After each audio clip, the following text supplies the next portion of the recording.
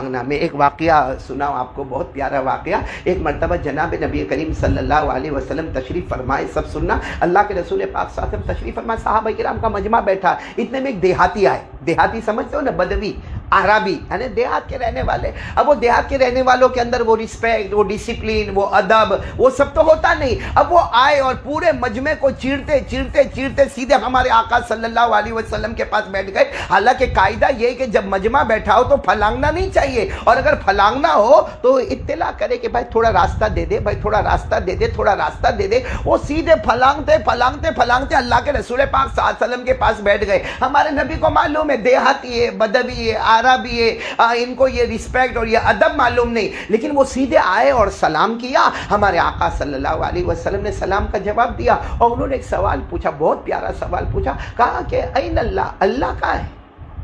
اللہ کا۔ سارے صحابہ کا گوئے کان کھڑے ہو گئے کہ اتنا عجیب و غریب سوال، اللہ کہاں ہے؟ اور پھر انہوں نے، وہ دیہاتی نے کیا سوال پوچھا، اللہ کہاں ہے؟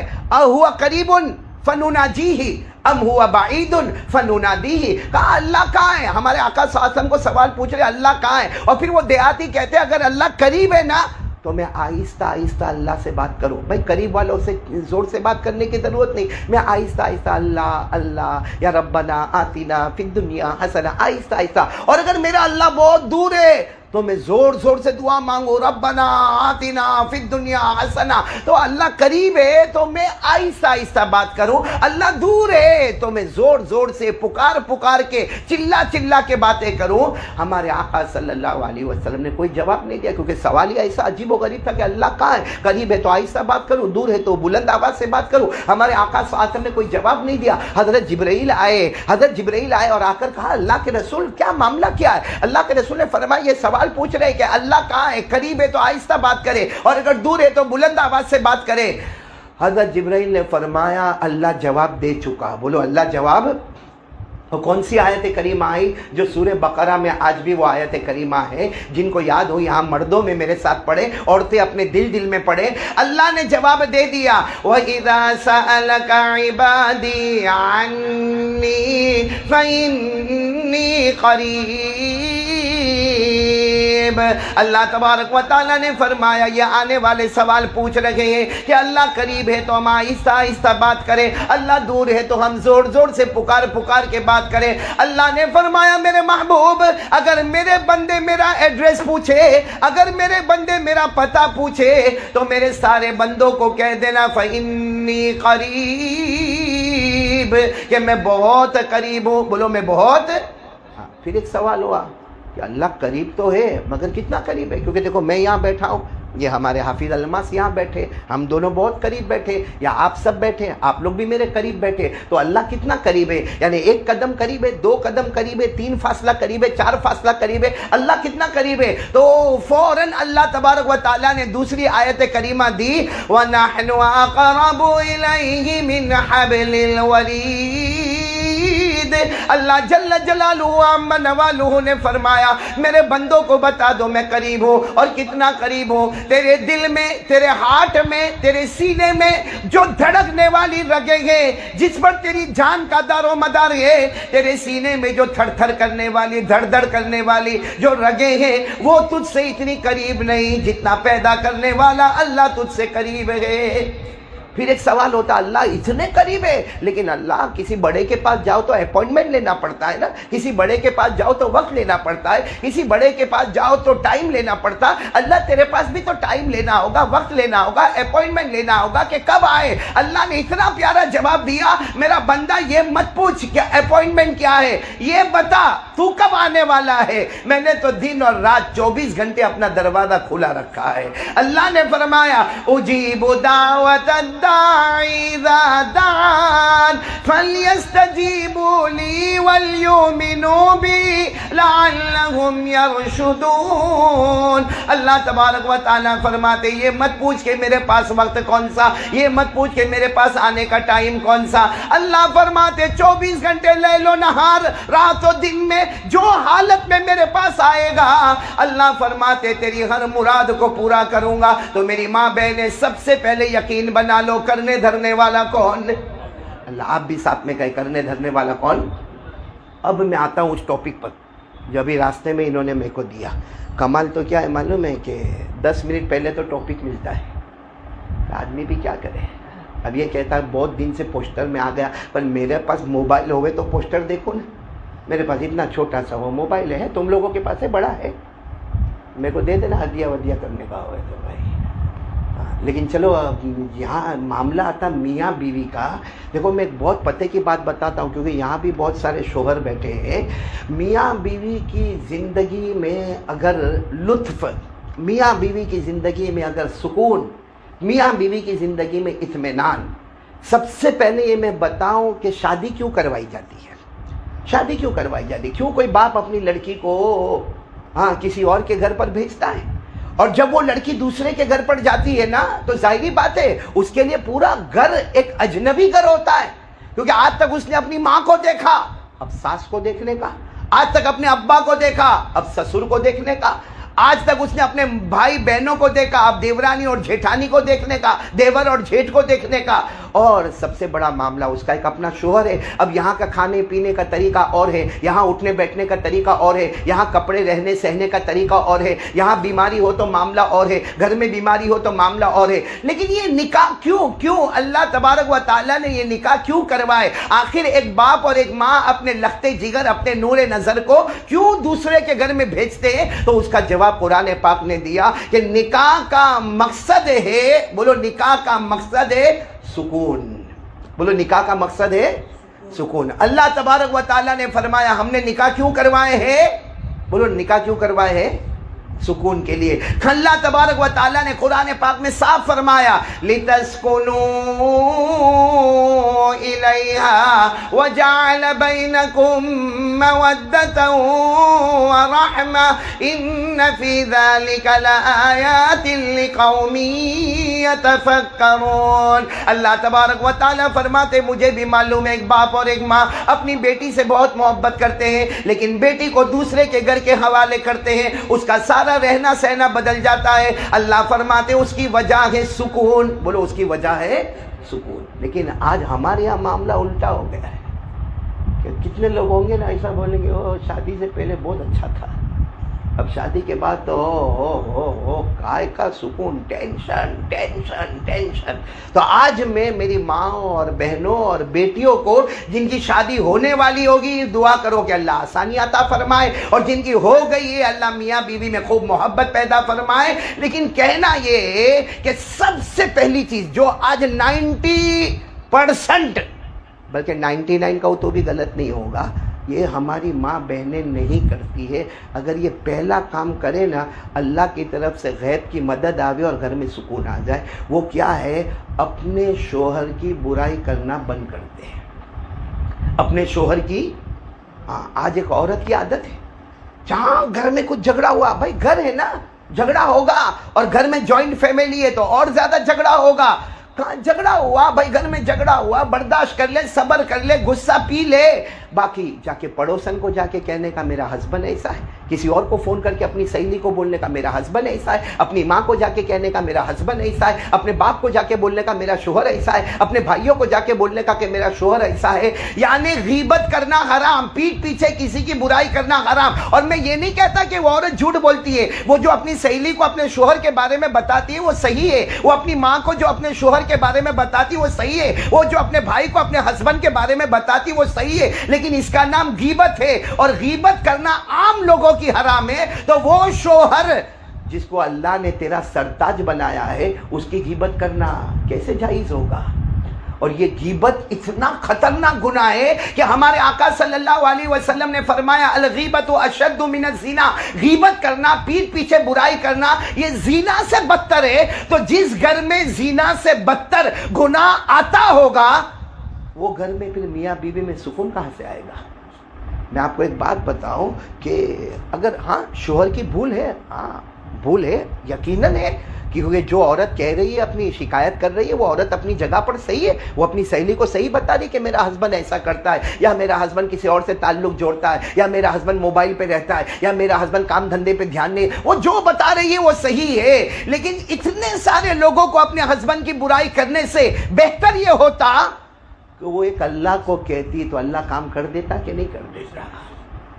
آپ کو ایک عجیب بات بتاؤں، حضرت عمر، ان کا رعب اور دبدبا تو سب کو معلوم ہے، کتنا رعب تھا حضرت عمر کا، کتنا دبدبا تھا۔ حضرت عمر کو پتا چلا کہ فلاں محلے میں گھر ہے، اور وہ گھر میں جو ایک آدمی رہتے ہیں وہ حضرت عمر کے خاص دوست تھے، بولو حضرت عمر کے خاص دوست تھے، اور ماشاءاللہ نمازوں میں آتے ہیں، ماشاءاللہ رمضان میں رہتے ہیں، اور ماشاءاللہ حضرت عمر کے آگے پیچھے رہتے ہیں، لیکن پتا چلا کہ وہ دارو پیتے ہیں، وہ شراب پیتے ہیں۔ حضرت عمر رضی اللہ تعالیٰ عنہ نے کئی دن تک انکوائری بٹھائی، انکوائری بٹھانے کے بعد پتا چل گیا کہ اتنے بجے ان کے گھر میں دارو آتا ہے، شراب آتا ہے، اور ان کے گھر میں شراب پیا جاتا ہے۔ حضرت عمر رضی اللہ تعالیٰ عنہ نے سوچا کہ آج رات کو ان کو رنگے ہاتھ پکڑنا ہے، بولو حضرت عمر نے سوچا آج رات کو رنگے ہاتھ ان کو پکڑنا، اور حضرت عمر کے لیے کوئی مشکل نہیں تھا، لیکن حضرت عمر نے سوچا کہ اگر ڈائریکٹ میں دروازہ کھٹکھٹاؤں گا، ٹھک ٹھک ٹھک ٹھک دروازہ کھٹکھٹاؤں گا، اور باؤ پوچھیں گے اندر سے کون، اور میں باہر سے کہوں گا امیر المومنین عمر، تو اتنے میں تو شراب کے مٹکے چھپا دے گا، اتنے میں تو شراب کے مٹکے چھپا دے گا، تو رنگے ہاتھ تو پکڑا نہیں جائے گا۔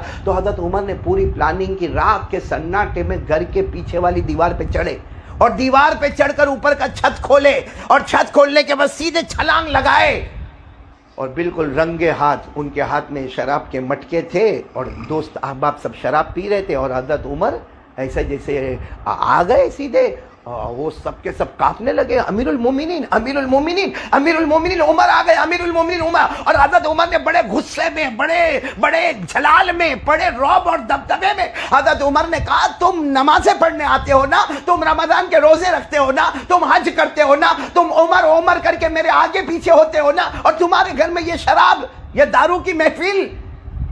سننا، حضرت عمر نے تو رنگے ہاتھ پکڑ لیا کہ نہیں پکڑ لیا؟ وہ جو شخص تھے ان کو پکڑ لیا، اور ان کے ہاتھ میں شراب کی بوتل بھی تھی، شراب کا گلاس بھی تھا، لیکن انہوں نے کانپتے کانپتے کیا کہا، عمر امیر المومنین ایک بات کہوں؟ حضرت عمر نے کہا کہو۔ کہا میری ایک غلطی ہے، میں کیا کر رہا ہوں؟ ارے بولو نا، میں کیا کر رہا ہوں؟ شراب پی رہا ہوں، میری غلطی۔ لیکن عمر تمہاری 3 غلطیاں ہوئی، آپ امیر المومنین، آپ بہت بڑے ہیں، لیکن پھر بھی میں آپ کو بتاؤں کہ میری ایک ہوئی ہے، آپ کی کتنی ہوئی ہے؟ حضرت عمر رضی اللہ تعالیٰ عنہ چوکے، کہنے لگے میں نے کون سی غلطی کی؟ ارے رنگے ہاتھ تجھے دارو پیتا ہوا پکڑ لیا، شراب پیتا ہوا پکڑ لیا، میں نے کون سی غلطی کی؟ او شخص نے کہا آپ کہاں سے آئے؟ بولو نا، کہاں سے آئے؟ چھت سے آئے۔ اللہ قرآن میں کہتا ہے دروازے سے آؤ، قرآن میں کہیں اللہ نے یہ نہیں کہا کہ چھت پھاڑ کے آؤ۔ پوچھو، اللہ قرآن پاک میں فرماتا وَأْتُوا الْبُيُوتَ مِنْ أَبْوَابِهَا، اللہ تبارک و تعالیٰ فرماتے کسی کے گھر میں جاؤ تو بولو کہاں سے جاؤ؟ اب جیسے میرے کو یہاں پر بلایا، میں سیدھے یہ دروازے سے آیا، ایسا تو نہیں کہ پیچھے والی کھڑکی سے آیا یا پیچھے کوئی سیڑھی لگائی اور وہاں سے آئے، بھائی سیدھی بات ہے، قاعدہ قانون ہے، دروازے سے آؤ۔ وَأْتُوا الْبُيُوتَ مِنْ أَبْوَابِهَا، اللہ کہتا دروازے سے آؤ۔ تو وہ شخص کہتے ہیں عمر آپ امیر المومنین ہیں، لیکن آپ کی پہلی غلطی ہے کہ آپ پیچھے دیوار چڑھے، چھت کو پھاڑے، اور پھر آپ میرے پاس آئے۔ کیا اللہ اس کا حکم دیتا ہے کہ چھت کو پھاڑ کے کسی کے گھر میں جاؤ؟ حضرت عمر نے کہا غلطی تو ہو گئی۔ کہا یہ تو ایک ہے، دوسری بھی غلطی ہوئی۔ حضرت عمر نے کہا وہ کون سی غلطی ہوئی؟ کہا سلام کیا کیا آپ نے؟ آپ تو ڈائریکٹ آئے اور چلانا شروع کر دیا، آپ نے سلام کیا کیا؟ حالانکہ قرآن کہتا ہے جب گھر میں جاؤ تو، ارے بولو نا، گھر میں جاؤ تو سلام کرو، بلکہ کہا کہ کسی اور کے گھر میں جاؤ تو پہلے اجازت لو۔ آپ نے اجازت لی؟ ارے بولو آپ نے اجازت لی؟ نہیں۔ آپ نے سلام کیا؟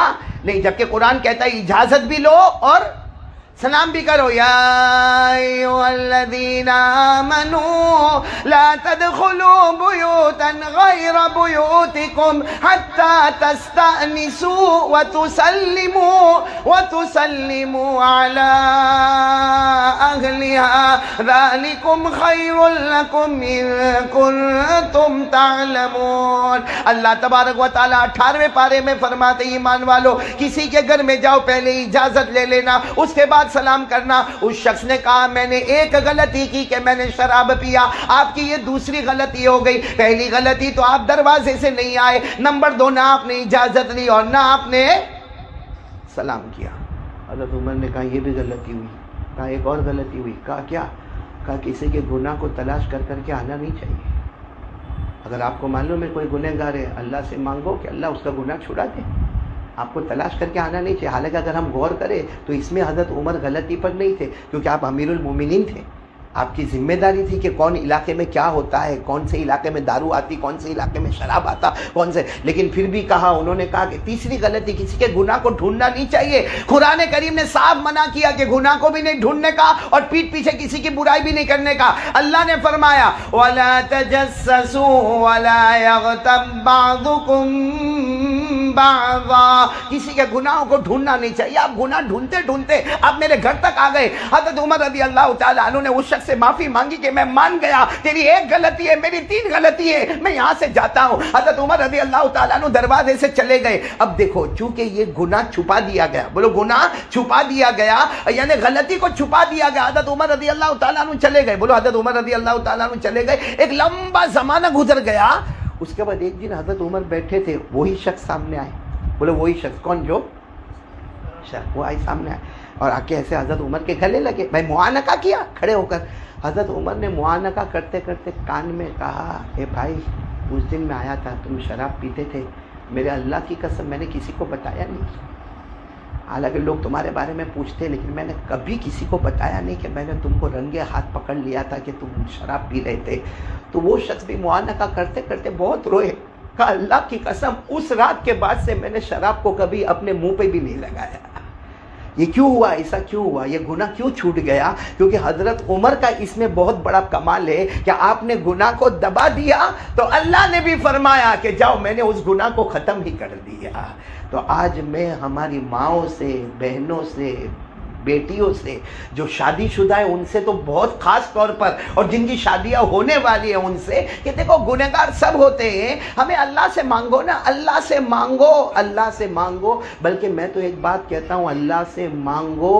ایک آیت قرآن میں ایسی ہے کہ اس کو پڑھنے کے بعد پھر اللہ سے مانگو، اللہ کے دربار میں دیر ہوگی، مگر اللہ کی قسم اندھیر کبھی۔ وہ کون سی آیت ہے؟ بس ہماری ماں بہنوں کو وہ آیت یاد کرنا چاہیے، کیونکہ حالات تو سب کے اوپر آتے ہیں، سب کو اپنے شوہر سے کمپلینٹ ہوتی ہے، سب کو اپنی ساس سے کمپلینٹ ہوتی ہے، سب کو اپنے سسر سے کمپلینٹ ہوتی ہے، اور ہوتا بھی ایسا ہے۔ ساس سسر کا بھی معاملہ ایسا ہوتا ہے کہ نہیں ہوتا؟ اللہ ساری ساسوں کو ہدایت دے بھائی، اللہ سارے ہوں گی نا، یہاں ساس بھی تو بیٹھی ہوگی نا، تیری شادی ہو گئی؟ یہاں بغیر شادی والے کو میرے پاس لانے کا ہی نہیں، یہ دائیں دیکھو تو اس کی شادی نہیں ہوئی، سامنے دیکھو تو اس کی شادی، بھائی تمہاری ہوئی ہے؟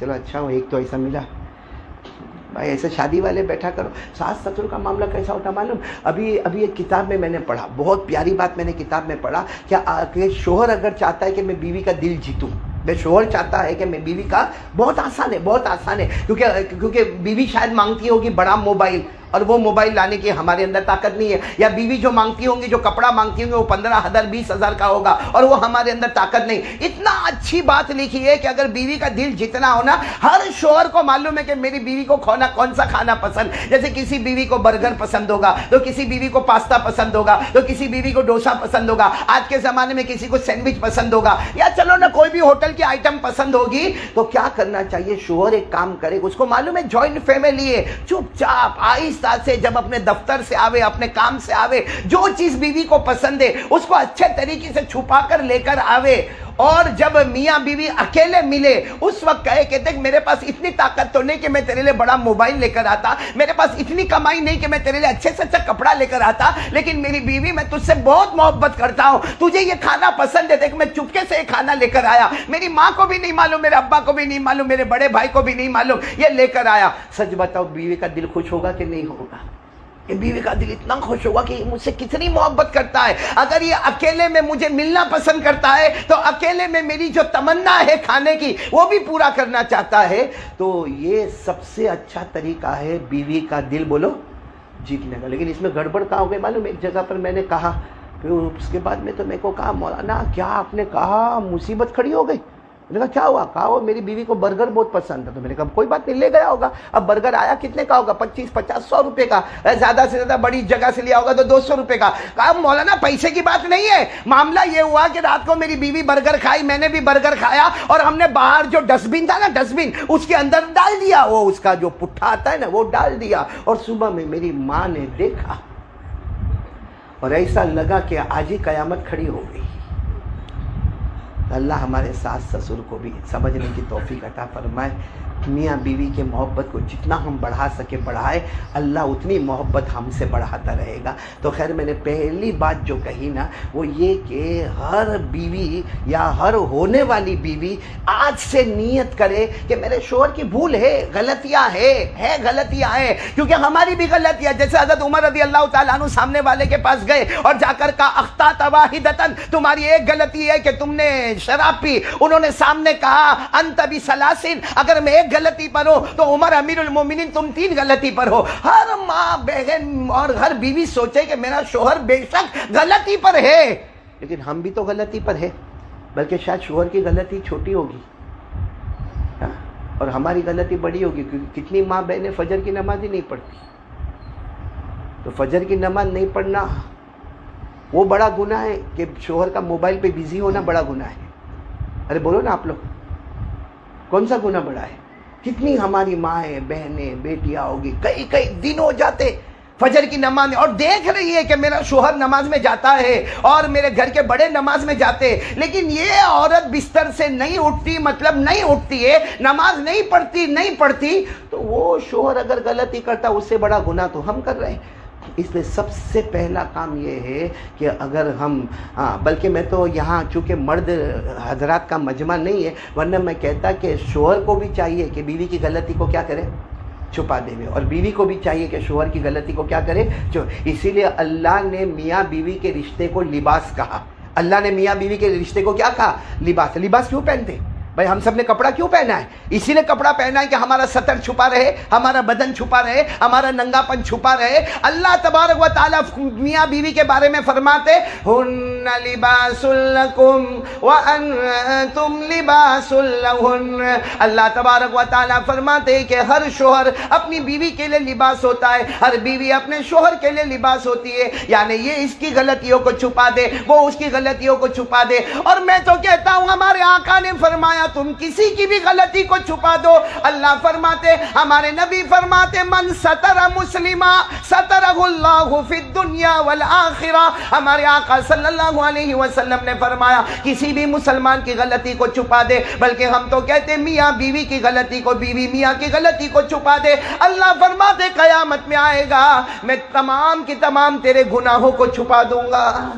تو پہلی بات یہ ہے، اور یہ بات ایسی ہے کہ بہت ضروری ہے، شاید بہت کڑوی بھی لگتی ہے لیکن یہ بات بالکل صحیح ہے۔ 99% ہماری مائیں بہنیں بیٹیاں جو بیوی بنی ہوئی ہے وہ اس گناہ میں ہے کہ اپنے شوہر کی کمپلین، اپنے شوہر کی شکایت، اپنے شوہر کی فریاد۔ ہاں میں نے شروع میں کہا دکھ ہوتا ہے، ہر عورت کو دکھ ہوتا ہے کہ میرا شوہر نے ایسا کیا، میرے ہسبینڈ نے ایسا کیا، میں نے اس کے ساتھ اتنی وفاداری کی، اس نے بے وفائی کی، میں نے اس کے ساتھ اتنا اپنا تن من دھن سب قربان کر دیا اور اس نے مجھے الگ رکھ دیا، سب ہوتا ہے۔ تو ایسے معاملے میں کس سے شکایت کرنے کا؟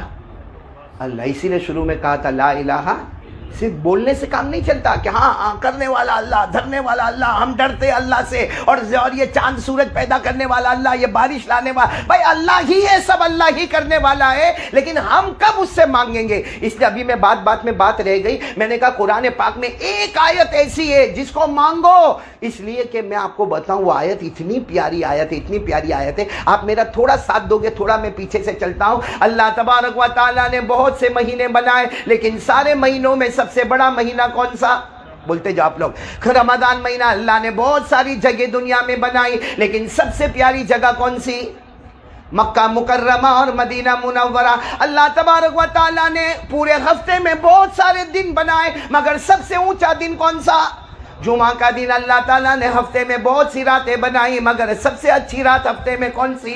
جمعہ کی رات۔ اور اللہ نے پورے سال میں جو راتیں بنائی اس میں سب سے اچھی رات کون سی؟ تو کہنا پڑے گا شب برات اور شب قدر۔ اللہ نے بہت سے نبیوں کو بھیجا، مگر سب سے اونچے نبی بولو ہمارے آقا محمد الرسول اللہ صلی اللہ علیہ وسلم۔ اللہ نے بہت سے صحابہ بنائے، لیکن سب سے اونچے صحابی بولو حضرت ابو بکر صدیق رضی اللہ تعالیٰ عنہ۔ اللہ نے بہت سی کتابیں دی، لیکن سب سے اچھی کتاب بولو قرآن پاک، اور قرآن پاک میں بھی اللہ نے 6666 آیتیں دی۔ ان تمام آیتوں میں سب سے پیاری آیت اگر کوئی ہے تو ہمارے آقا صلی اللہ علیہ وسلم نے فرمایا سب سے جامع آیت اگر کوئی ہے تو بولو آیت الکرسی۔ بولو آیت الکرسی سے مانگو حدیث پاک میں لکھا ہے آیت الکرسی. آپ کو معلوم ہے؟ یہ ہماری ماں بہنوں کو شاید نہیں معلوم ہوگا, شاید ہمارے بھائیوں کو معلوم ہوگا, نہیں معلوم ہوگا, میرے کو نہیں معلوم, لیکن آیت الکرسی یہ سورہ بقرہ میں 255 نمبر کی آیت ہے. بولو, سورہ بقرہ میں 255 نمبر کی آیت ہے. اور اس آیت الکرسی بہت سارے گھروں میں وہ فریم ہوتی ہے آیت الکرسی, لیکن آپ نے دیکھا ہوگا گھر کے سیٹ کو آیت الکرسی یاد نہیں ہوگی, کیونکہ اس کو کرسی یاد ہے. آیت الکرسی یاد ہے اس کو, کرسی یاد. یہ جو آیت الکرسی ہے نا, کاش ہم مسلمان اور خاص کر کے میری ماں بہنیں یہ سمجھ جائے, آیت الکرسی وہ ہے کہ صرف ایک آیت الکرسی میں 17 مرتبہ اللہ کا نام آیا ہے. آیت الکرسی میں کتنی مرتبہ؟ 17. چاہے اسم ظاہر کی شکل میں یا ضمیر کیسے سمجھاؤں نہیں معلوم, لیکن اس میں ظاہر کی شکل میں اور اس میں ضمیر کی شکل میں 17 مرتبہ. بولو کس کا نام آیا؟ اللہ کا ذکر آیا. آپ کو میں انگلی پر گنا, بھائی یونس گننا شروع کرنا, آپ صرف 1 2 3 بولتے جانا. کہاں تک ہم کو چلنا ہے؟ 17 تک چلنا. اللہ, بولو, ایک ہو گیا نا. اللہ لا الہ 2 الا ہو الحی القیوم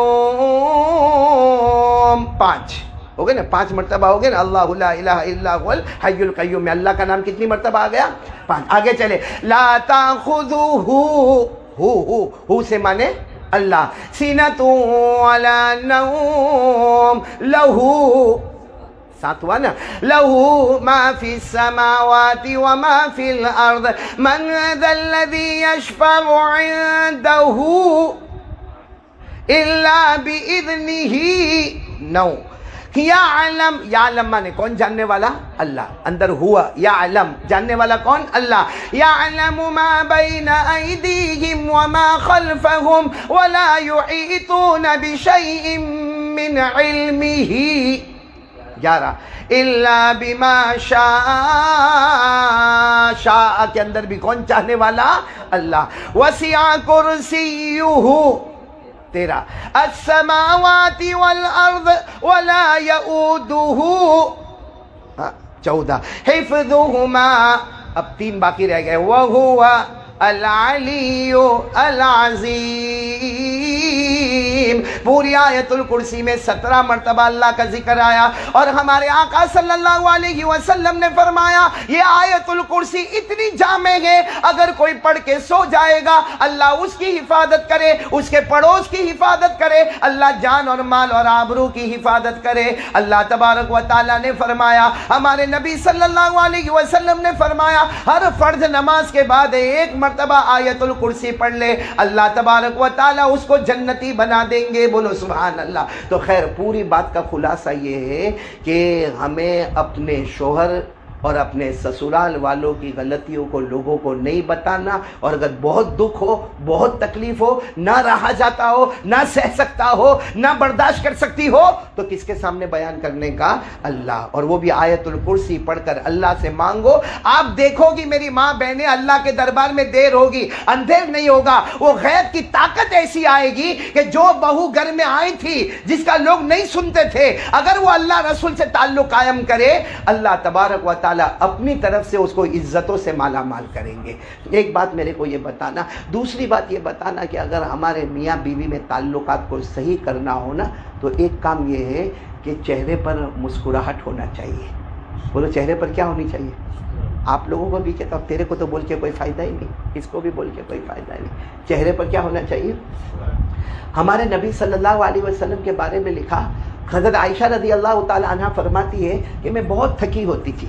حضرت عائشہ رضی اللہ تعالیٰ عنہ فرماتی میں بہت تھکی ہوتی, اور حضرت عائشہ یہ بھی کہتی ہے کہ ہمارے گھر میں کھانا بھی نہیں ہوتا. ایسا بھی نہیں کہ میرے نبی آئیں گے اور میں لا کر دسترخوان بچھا دوں گی اور کھانا ہو جائے گا اور پینا ہو جائے گا. حضرت عائشہ فرماتی ہے ایک تو دن بھر کے تھکے ہوئے اور گھر میں فقر و فاقہ ہے اور اللہ کے رسول پاک صلی اللہ علیہ وسلم آنے والے ہیں. حضرت عائشہ فرماتی میں بھی تھکی ہوتی, لیکن حضرت عائشہ کہتی جب میرے نبی آتے اور میں دروازہ کھولتی اور میرے نبی السلام علیکم کہتے اور میں وعلیکم السلام کہتی, حضرت عائشہ فرماتی میرے نبی آ کر جو مسکراتے تھے, اللہ کی قسم آپ کی مسکراہٹ کو دیکھ کر میں سارے غموں کو بھول جایا کرتی تھی. اور حضرت عائشہ فرماتی وہ بھی مسکراتے اور میں بھی مسکراتی، اسی نے کتابوں میں لکھا گھر میں داخلے کے وقت اگر شوہر بیوی کو دیکھ کر مسکرا لے اور بیوی شوہر کو دیکھ کر مسکرا لے، دونوں کو 100 شہیدوں کا ثواب مل جاتا ہے۔ کتنے شہیدوں کا؟ 100 شہیدوں کا ثواب، صرف گھر میں داخل ہو تو چہرے پر مسکراہٹ۔ اور لیکن ہمارے یہاں الٹا معاملہ ہے، یا تو شوہر کا دماغ گرم ہوگا، وہ باہر کا سارا دکان کا ٹینشن، حالانکہ یہی شوہر یہاں بیٹھے بہت سارے، یہی شوہر اگر باہر کسی اور سے ملے گا نا، کوئی اس کا دوست ملے گا، ارے السلام علیکم، وعلیکم السلام، کیسا چلتا، کیا ہوتا، اتنا ہنس ہنس کے بات کرے گا، اور گھر میں آیا سارا ٹینشن اس کے چہرے کے اوپر ہے۔ وہ بیوی ہنسنے والی تھی وہ بھی نہیں ہنسے گی۔ اور کبھی کبھی شوہر بیچارہ اچھا ہوتا ہے، دماغ اس کا بہت سکون والا ہوتا ہے، وہ سارا گھر کا ٹینشن باہر چھوڑ دیتا ہے، بلکہ موبائل کا بٹن بھی سوئچ آف کر دیتا ہے۔ اب گھر میں آتا ہے السلام علیکم ہنستا ہوا، تو وہ کم بخت بیوی کھٹی کڑی کا پیالہ پی کے تھوبڑا چڑھا کے بیٹھی ہے، تو محبت کہاں سے ہوگی؟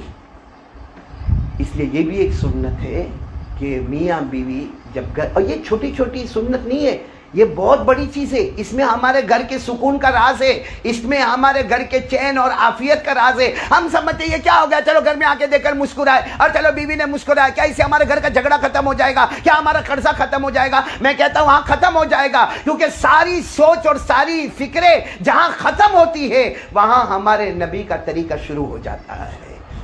اس لیے یہ کام کرنا چاہیے۔ اور تیسری چیز میں ہماری چونکہ میں نے کہا نا مردوں کا یہاں بیان نہیں عورتوں کا ہے، تو میں عورتوں کو کہوں گا کہ اپنے شوہر کا خیال کرنا چاہیے۔ بولا اپنے شوہر کا۔ ایک مرتبہ معلوم ہے کیا ہوا، حضور پاک صلی اللہ علیہ وسلم نے حضرت خدیجہ کی تعریف شروع کی۔ حضرت خدیجہ آپ کی پہلی بیوی، بولو حضرت خدیجہ بن خویلد، حضرت خدیجہ بنت خویلد رضی اللہ تعالی عنہا، خدیجۃ الکبریٰ آپ کی پہلی بیوی ہے۔ تو حضرت عائشہ بھی بیٹھی ہے اور غالباً حضرت صفیہ بھی بیٹھی ہے، اور ہمارے آقا صلی اللہ علیہ وسلم نے خدیجہ کی تعریف، خدیجہ کی تعریف، خدیجہ کی تعریف، تو سامنے حضرت عائشہ بیٹھی ہے اور حضرت صفیہ یا کوئی اور ازواج مطہرات میں کوئی زوجہ مطہرہ بیٹھی ہے۔ ان دونوں نے کہا کہ اللہ کے رسول ہم یہاں ہیں، میں عائشہ ہوں، یہاں صفیہ ہے، ام سلمہ ہے، اتنی ساری بیویاں آپ کے پاس ہے، اب خدیجہ خدیجہ خدیجہ۔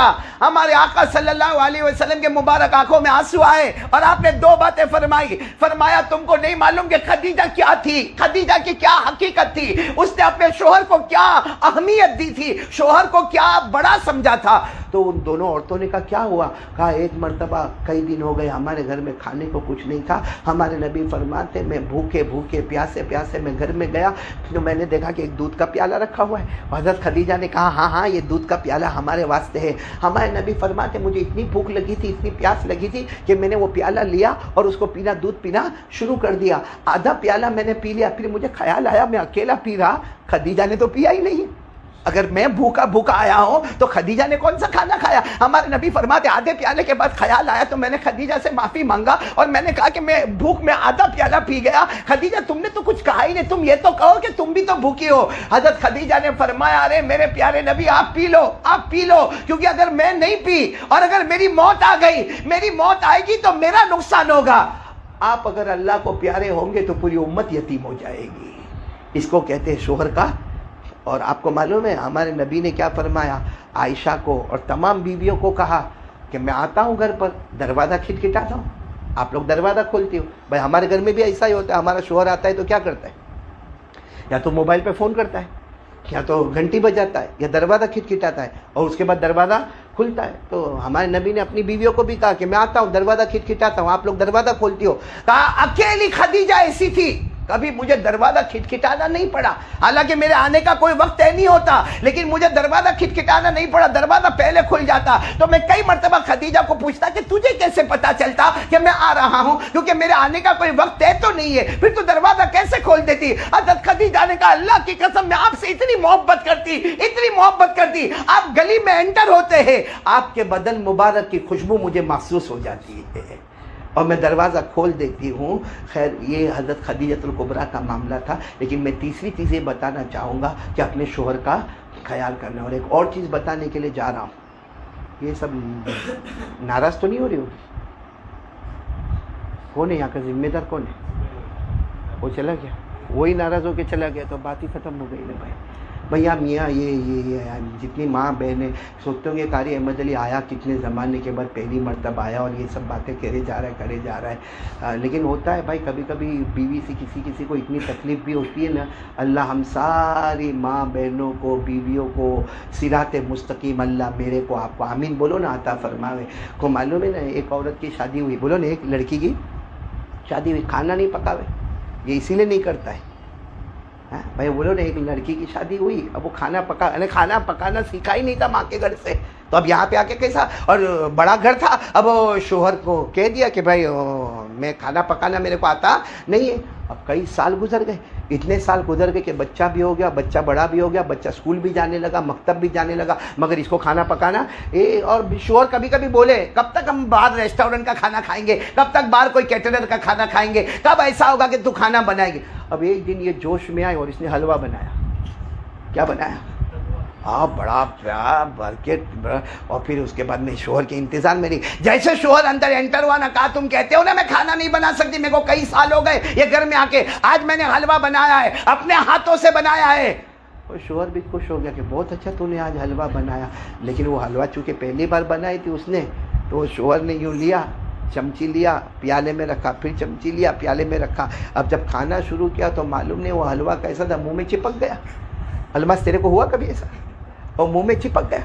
अब वो मुंह में चिपका, दांत में चिपका, जबान पे चिपका, होठों पे चिपका, तो उसने फौरन कहा भाई मेरी बीवी तूने ये हलवा बराबर नहीं बनाया, इतना खराब हलवा बनाया, ये हलवा पेट में तो जाता ही नहीं, गले तक भी नहीं जाता, ये कभी दांतों में चिपकता, कभी जबान पे चिपकता, कभी होठों में चिपकता। ये करके उसने प्याला रख दिया और अपने काम में लग गया। तो बीवी तो मुंह चढ़ा के बैठ गई। इतने में उसका बेटा आया, वो स्कूल वूल से आया होगा, आया आकर कहने लगा मम्मी मेरे को बहुत भूख लगी। तो मम्मी ने कहा आज तो तेरी माँ ने हलवा बनाया है। और ये कहकर वो तो बैग लेकर ऊपर चला गया और कहा मम्मी मेरे को ऊपर हलवा पहुंचा दो, मेरे को ऊपर हलवा। अब मम्मी ने यहाँ से भेजा एक प्याला हलवे का, ख़त्म, खा लिया। बोलो खा लिया। थोड़ी देर में ऊपर से आवाज़ देते हैं मम्मी दूसरा भेजो, तो दूसरा प्याला गया। फिर आवाज़ आती है मम्मी तीसरा भेजो। तो मम्मी अभी जोश में आई, अपने हस्बैंड को देखो मेरा बेटा देखो 2 प्याले खा गया, तीसरा प्याला मांग रहा है, और तुमने 2 चम्मच खाए, तुम्हारे होठ में चिपका, दांतों में चिपका, मालूम नहीं तुमको कितनी तकलीफ हुई। ये मोहब्बत है मेरे बेटे की, मेरे से मोहब्बत है। फिर आवाज आती ऊपर से मम्मी 3 प्याले खत्म हो गए, चौथा भेजो।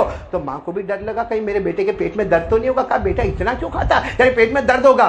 तो ऊपर से कहता खा रहा हूँ, मेरी चोपड़ी फटी है, चिपका रहा हूँ, अब एक चोपड़ी बाकी रह गई, वो चिपका लूँ तो बात खत्म हो जाए। तो अल्लाह हमारी माँ बहनों को भी समझने की तौफीक देवे। ये मैंने इसलिए कहा कि थोड़ा हंस लो तो थोड़ा अच्छा लगे, ताकि अभी मैं आखिरी पॉइंट पे आ जाऊँ। तवा गरम है तो रोटी पका लेवे, इसलिए मैंने हंसाया। अब आखिरी 2 बात मेरे को मेरी माँ बहनों को कहना है। एक बात ये कहना है कि माशाअल्लाह अल्लाह ने दिया है, देने वाला कौन, और जब अल्लाह देवे तो शुक्र अदा करने का। क्योंकि आज हमको मालूम है कितने नंगे, कितने भूखे, कितने प्यासे, कितने तड़पे हुए। अभी आज ही देखो ना अहमदाबाद में इतनी तूफ़ानी बारिश हुई है कि अभी अहमदाबाद से मुझे बताया कि कितने झोपड़े बह रहे, बाकायदा बह रहे। अब सोचो कि जो लोग झोपड़े में रहते होंगे, जो वो अपना झोपड़ा बहता हुआ देखते होंगे, अपना सामान, अपनी चारपाई, अपनी अलमारी, अपने कपड़े, तो उनके दिल पर क्या गुजरती होगी। ये अल्लाह का एहसान है कि हमारे यहाँ कोरोना आया, चिकनगुनिया आया, डेंगू आया, हमारे यहाँ पे आसमानों से पानी आया, जमीन से पानी आया, कभी सूरत में जलजला आया, कभी भूकंप आया, लेकिन वो मौला अल्लाह का करम है, कोई रात उसने हमको भूखा नहीं सुलाया, कभी उसने हमको प्यासा नहीं तड़पाया, कभी हमारे बदन से कपड़े नहीं छीने। इसलिए हमको बहुत शुक्र करना चाहिए। मैं ये कह रहा हूँ कि अल्लाह का इतना बड़ा एहसान है। अल्लाह ने हमारी माँ बहनों के, आज अगर कबाट को खोलो, कोई माँ बहन आपको शायद इक्का दुक्का कोई मिले तो मिले, बाकी मेरे को नहीं लगता, लेकिन कम से कम 8-10 जोड़ तो कपड़े होंगे। अरे होंगे कि नहीं होंगे। और किसी के तो यूँ खोलो तो पूरे कबाट के कबाट भरे। फिर लेकिन घर में देखो ना तो वो औरत वही मैला कुचेला, बदबू वाला वो कपड़ा। अब शोहर आ रहा है घर में, भाई शोहर थका आया, आपको ताज्जुब होगा, एक बहुत बड़े सहाबी हजरत अब्दुल्ला इब्ने अब्बास, कितने बड़े सहाबी हज़रत अब्दुल्ला इब्ने अब्बास फरमाते उहिब्बु अन ततज़य्यन ली, कहते हैं अब्दुल्ला इब्ने अब्बास कहते हैं मैं हमेशा इसको पसंद करता हूं कि मैं घर में आऊं تو میری بیوی اچھا کپڑا پہنی ہو, صاف ستھرا کپڑا پہنی ہو اور مزین ہو کے میرے سامنے آوے.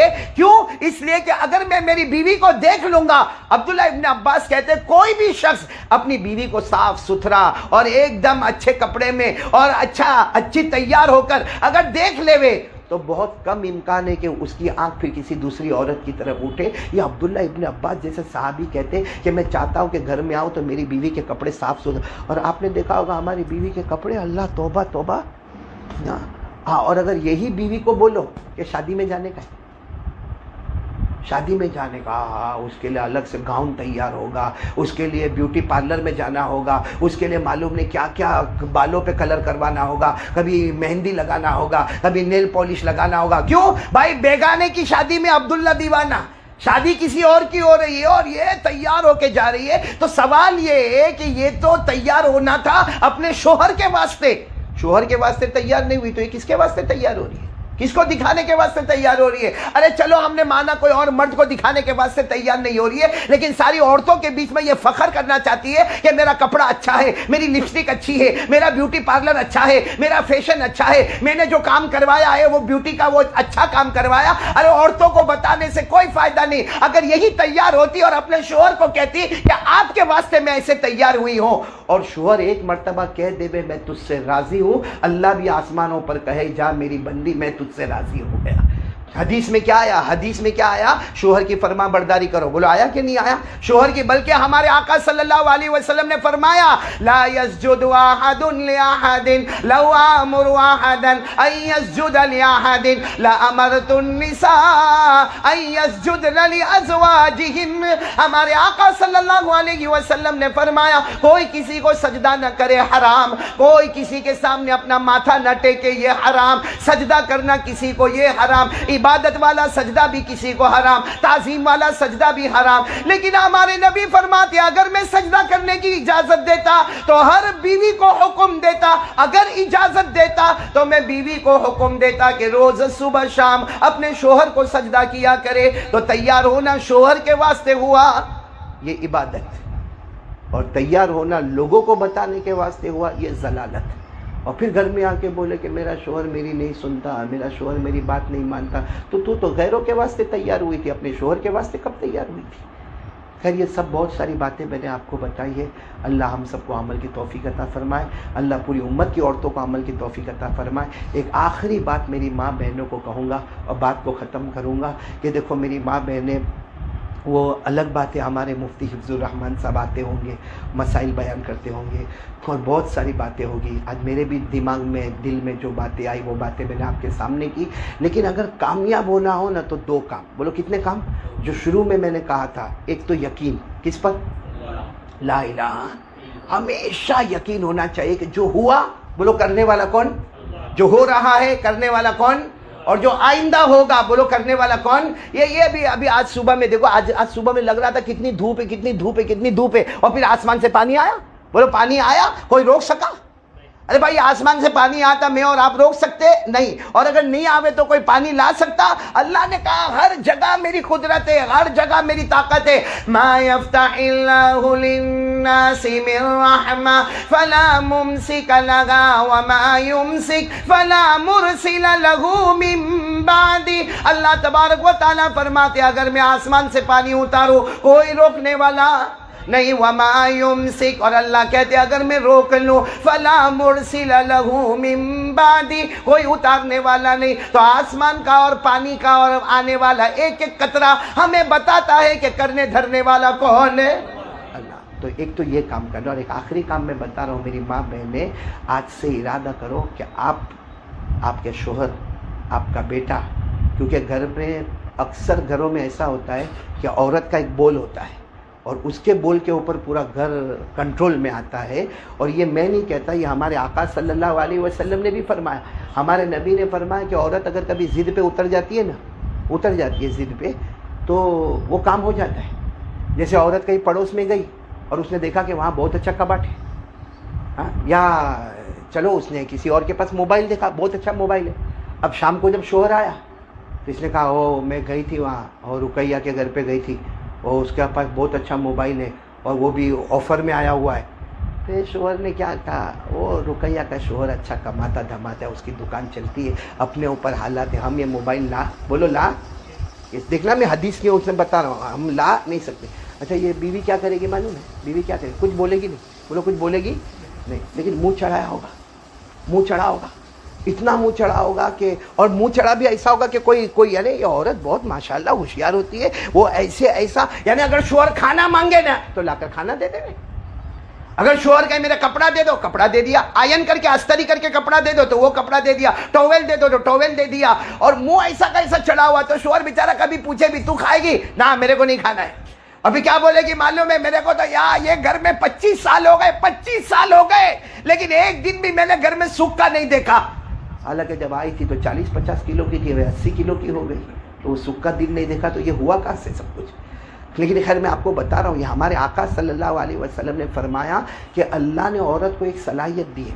اب دیکھو وہ 2-3 دن منہ چڑھا دی، چوتھے دن شوہر گھر میں آئے گا نا، آنے کے ساتھ بولے گا چل تیار ہو جا، کیوں؟ موبائل لینے جانا ہے، آفر میں آیا ہے، تو کہے گی 3 دن پہلے میں نے بھی تو کہا تھا، وہ اس وقت نہیں سمجھ میں آیا، اب سمجھ میں آ گیا، اس کو موبائل دلائے گا، وہ عورت آرام سے موبائل لے کر گھر میں آئے گی۔ کاش یہ وہ حدیث کی طرف دماغ جاتا، ہمارے نبی نے فرمایا اذهب للب الرجل الحازم، ہمارے نبی نے فرمایا یہ عورتیں جو ہے نا یہ ٹھیک ہے کمزور ہے، لیکن عقل سے عقل والے مرد کی عقل کو اڑا کے لے جاتی ہے، بہت سے عقل مند مردوں کی عقل کو اڑا کے لے جاتی ہے۔ تو کاش یہ جب صلاحیت اللہ نے دی ہے اور ہمارا تھوڑا منہ چڑھانے سے 3 دن کے بعد موبائل آ گیا، تو اگر ہماری ماں بہنیں خود بھی 5 وقت کی نماز پڑھے اور شوہر کو بھی کہے نماز پڑھ، اور شوہر ایک دن فجر کی نماز نہ پڑھے، تھوڑا سا منہ چڑھا دے، تھوڑی سی ایکٹنگ کر لے، دوسرے دن پھر اس کو کہے، پھر نہیں پڑھے، تھوڑی سی ایکٹنگ کر لے، میں صحیح کہتا ہوں تیسرے دن شوہر خود کہے گا اے اٹھا دینا نا، صبح میں موبائل میں الارم رکھنا نا، اور تیسرے دن جب اٹھا دے اور شوہر وضو کرے، 2 رکعت سنت پڑھے، پھر مسجد میں جا کے 2 رکعت فرض پڑھے، میں قسم کھا کر کہتا ہوں جو میری سمجھ میں آتا ہے کہ جب نماز پڑھ کے نکلتا ہوگا تو اللہ فرشتوں کو کہتا ہوگا کہ اس نے نماز پڑھ کر اپنی تو مغفرت کروا دی، لیکن اس کو بھیجنے والی اس کی بیوی تھی، اس کی مغفرت سے پہلے میں نے اس کی بیوی کی مغفرت کر دی ہے۔ تو میری ماں بہنیں، یہ سارے گھر کے جھگڑے، دیکھو میں بتا رہا ہوں، سارے گھر کے جھگڑے ختم ہوئے، اس کے لیے ہمارے نبی نے فرمایا، بولو 5 وقت کی نماز، روزی میں برکت ہوئے، ہمارا شوہر کا کاروبار دھوم دھام سے چلے، اس کے لیے کیا کرنے کا؟ نماز۔ موت کے وقت کلمہ چاہیے، اس کے لیے کیا کرنے کا؟ نماز۔ جنت میں جنت الفردوس چاہیے تو کیا کرنے کا؟ نماز۔ یہ 4 باتیں ہمیشہ یاد رکھنا جو حدیث پاک میں ہمارے نبی نے فرمایا۔ ہمارے آقا محمد الرسول اللہ صلی اللہ علیہ وسلم نے فرمایا اگر روزی میں برکت چاہتے ہو تو کیا کرنا؟ 5 وقت کی نماز پڑھنا۔ نمبر 2، گھر کے جھگڑے کو ختم کر کے محبت میں لانا تو 5 وقت کی نماز پڑھنا۔ ہمارے نبی فرماتے موت کے وقت کلمہ چاہتے ہو تو 5 وقت کی نماز پڑھنا، اور آخر میں ہمارے نبی نے فرمایا جنت الفردوس میں داخلہ چاہتے ہو تو بولو 5 وقت کی نماز پڑھنا۔ اس لیے میری ماں بہن نے جو شروع سے لے کر اب تک بات کہی، اس میں بنیادی بات پہلی والی لا الہ الا اللہ، اور آخری والی 5 وقت نماز کی فکر کرنا۔ اللہ مجھے اور ہم سب کو کرنے کی توفیق عطا فرمائے، آمین یا رب العالمین۔ وآخر دعوانا ان الحمدللہ رب العالمین۔ دیکھو تقریباً 10 منٹ باقی ہے، مجھے چکر بڑا چلا ہے، اور میرے پاس تو یہ بہت چلتا ہے چکر، کہ عورتوں کو ایک شک ہو جاتا ہے، ڈاؤٹ ہو جاتا ہے جادو کا، اس نے جادو کیا، اس نے جادو کیا، دیورانی نے کیا، جیٹھانی نے کیا، ساس نے کیا، سسر نے کیا، میرے شوہر کے گھر والوں نے کیا، یا میرے فلاں نے کیا۔ دیکھو کیا نہیں کیا بولو کسی کو معلوم نہیں معلوم، اور کسی کے بارے میں شک میں یہ کہنا کہ یہ جادو کرتا ہے یا کرتی ہے، کرتا ہے کرتی ہے تو ٹھیک ہے، نہیں کرتا کرتی ہے تو قیامت میں ہم کو جادو کرنے کا گناہ ہوگا۔ اس لیے میں ایک کارڈ لے کر آیا ہوں، بہت پتے والا کارڈ ہے۔ ہمارے آقا صلی اللہ علیہ وسلم نے دعا بتائی ہے کہ روزانہ یہ دعا پڑھ لو، جادو سے حفاظت ہوگی۔ اب یہ ڈاؤٹ کرنے کی اور شک کرنے کی ضرورت ہے کیا کہ کوئی کرتا نہیں کرتا، کرتا ہے تو بھی علاج ہمارے پاس ہے، اور نہیں کرتا ہے تو فیوچر میں بچنے کا بھی علاج ہمارے پاس ہے۔ مطلب میں جو کارڈ ابھی آپ کو تقسیم ہوگا وہ ایک مرتبہ دعا پڑھ لینے کا، اگر کوئی جادو کرتا ہوگا تو بھی حفاظت، اور اگر کوئی نہیں کرتا ہوگا آئندہ نہ کرے اس کے لیے بھی حفاظت ہو جائے گی انشاءاللہ۔ تو وہ دعا کس کو دی ہے؟ ہاں ہمارے یونس بھائی نے وہاں نیچے دے دیا ہے، تو عورتوں میں وہ تقسیم ہو جائے گی انشاءاللہ۔ باقی میں آپ تمام کا، یہاں کی ماؤں کا، بہنوں کا، بیٹیوں کا، یہ گھر والوں کا، کن کا گھر ہے بھائی؟ رفیق بھائی کہاں ہے وہ؟ رفیق بھائی نے ضرور، اللہ تعالیٰ مجھے دعا دینا ہے کہ اللہ انہوں نے یہ اہتمام کیا، اور ہر منڈے کو یہیں جمع ہوتے، ہر مہینے یہیں پہ جمع ہوتے ماشاءاللہ، تو ان کے تو نیکیوں کا انبار لگ گیا ہے، یہ تو جنت کا نمونہ بنا دیا، جنت کا ایک گھر بنا دیا، کیونکہ جیسا میں نے کہا نا کہ ایک مسئلے کو جانو 1000 نفل نمازوں سے زیادہ، تو جس گھر میں مسائل دینیہ اور مسائل ضروریہ اور مسائل مالا بدھ منہ اور دینی باتیں، وہ گھر کیسا چمکتا ہوا۔ اللہ ہمارے رفیق بھائی کو نہیں، رفیق بھائی کے ساتھ ان کے پورے گھر والوں کو جزائے خیر عطا فرمائے، اللہ اپنی شایان شان ان کو بدلہ عطا فرمائے، اور یہاں جتنے ہمارے بھائی بیٹھے اللہ ان کو بھی بہت اچھا بدلہ عطا فرمائے۔ آپ کا نام کیا ہے؟ آپ بھی یہاں کے ذمہ دار؟ ہاں انیس نام ہے نا؟ آپ بیچ میں سے اٹھ کے چلے گئے، بیوی کا کوئی میسج آئے؟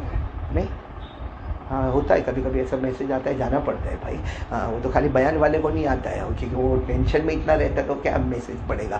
اللہ تعالیٰ ہم سب کو عمل کی توفیق عطا فرمائے، اور ایک مرتبہ آمین کہہ تو اللہ ہر میاں بیوی میں محبت عطا فرمائے، اور جن ہماری بیٹیوں کے ابھی نکاح نہیں ہوئے ہیں یا ہونے والے ہیں، دعا کرو اللہ آسمانی رشتہ عطا فرمائے۔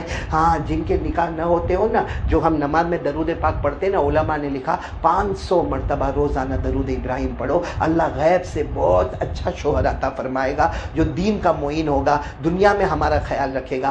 اللہ تعالیٰ ساری بچیوں کے گھر کو آباد کرے، اور اللہ ہم سب کے ایمان کی حفاظت فرمائے۔ بھائی دعا کر لے، اللہم صلی علی سیدنا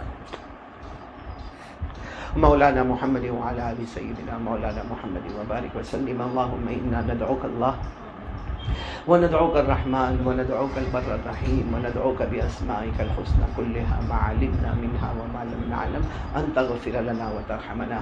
لا إله إلا الله وحده لا شريك له، له الملك وله الحمد يحيي ويميت بيده الخير وهو على كل شيء قدير. لا إله إلا أنت سبحانك إني كنت من الظالمين. لا إله إلا أنت سبحانك إني كنت من الظالمين. لا إله إلا أنت سبحانك إني كنت من الظالمين. اے اللہ ہمارے گناہوں کو معاف فرما، اللہ ہماری خطاؤں سے درگزر فرما۔ اللہ ہم بہت بڑے گنہگار ہیں، اللہ خطا کار ہیں، اللہ ہم مجرم ہیں، اللہ ہم پاپی ہیں، اللہ ہم کو معاف کر دینا۔ اللہ کہنا بہت آسان ہوتا ہے، سننا بہت آسان ہوتا ہے، عمل کرنا بہت مشکل ہوتا ہے۔ اللہ یہاں بہت سی مائیں آئی ہیں، بہنیں آئی ہیں، بیٹیاں آئی ہیں، اللہ کون کتنی دکھی ہے ہم کو نہیں معلوم اللہ لیکن تیرے سوا کون ہے ہمارا؟ اللہ سب کے دکھوں کو سکھ میں بدل دے، اللہ سب کے دکھوں کو سکھ میں بدل دے، سب کے سیئات کو حسنات میں بدل دے۔ اللہ کتنے لوگ روزی میں بہت پریشان ہیں، اللہ وہ بتاتے نہیں، اللہ چونکہ گھر پہلے سے بنا ہوا ہے، اللہ اس لیے لوگ سمجھتے بھی نہیں کہ اس کے گھر میں کیا گزرتی ہوگی، لیکن اللہ کچھ لوگ روزی میں بہت پریشان ہیں، بہت پریشان ہیں۔ اللہ روزی دینے والا تو ہے، اللہ بے حساب حلال برکت والی روزی عطا فرما دے۔ اللہ کتنی مائیں بیٹھی ہوگی، کتنے ابا بیٹھے ہوں گے جن کی بیٹیاں تکلیف میں ہوتی ہے، سسرال میں جاتی ہے، تکلیف میں ہوتی ہے، اللہ پوری رات ماں نہیں سوتی ہے، پوری رات ابا نہیں سوتے کہ میری بیٹی پر کیا گزرتی ہوگی۔ اللہ جتنی بھی ایسی دکھیاری ہے، اللہ سب کے دکھوں کو سکھ میں بدل دے، اللہ اور سب میاں بیوی میں جوڑ عطا فرما دے، محبت عطا فرما دے۔ جو محبت تو نے اپنے نبی صلی اللہ علیہ وسلم اور ازواج مطہرات میں عطا فرمائی، وہ محبت عطا فرما دے۔ اللہ ہمارے گھروں میں طلاق سے حفاظت فرما دے، اللہ ہمارے گھروں میں توڑ سے حفاظت فرما دے، اللہ ہمارے گھروں میں العالمی لڑائی جھگڑے سے حفاظت فرما دے۔ اے اللہ ہمارے گناہوں کو معاف کر دے، ہمارے گھر میں چین سکون عافیت عطا فرما دے۔ الہ العالمین ہمارے بچوں کو نیک بنا دے، جن کے چھوٹے بچے، بڑے بچے، اللہ ہمارے بچوں کو حافظ کامل بنا دے، عالم بعمل بنا دے، دین کا داعی بنا دے، متقی اور پرہیزگار بنا دے۔ اللہ ہماری بیٹیوں کو عفیفہ، تقیہ، نقیہ، زکیہ بنا دے۔ کہ اللہ تیرا احسان ہے، اللہ تیرا احسان ہے اللہ کہ تو نے ہماری بہت لاج رکھی، اللہ ہمارے گناہوں کو معاف فرما دے۔ اللہ ایک دن آئے گا ہمیں بھی مرنا، اللہ میں بھی مر جاؤں گا، اللہ سب مر جائیں گے، اللہ ہمارا گرم پانی غسل کا تیار ہوگا، ہمارا کفن کا کپڑا تیار ہوگا، ہمارے جنازہ تیار ہوگا، ہمیں کندھے پہ اٹھایا جائے گا، ہمیں قبر کی اندھیری کوٹھڑی میں رکھا جائے گا، اللہ سب چلے جائیں گے، وہ اندھیری کوٹھڑی میں ہماری پہلی رات ہوگی، اللہ قبر کے عذاب سے بچا لے، اللہ ہمارے لیے قبر کو جنت کا باغ بنا دے اللہ۔ اللہ جن کے ماں باپ زندہ ہے ان کے عمروں میں برکت عطا فرما، اور جن کے اماں ابا چلے گئے اللہ، میری والدہ بھی چلی گئی اللہ، جن کے اماں ابا چلے گئے اللہ ان کی قبر کو نور سے بھر دے اللہ، ان کی قبر کو رحمتوں سے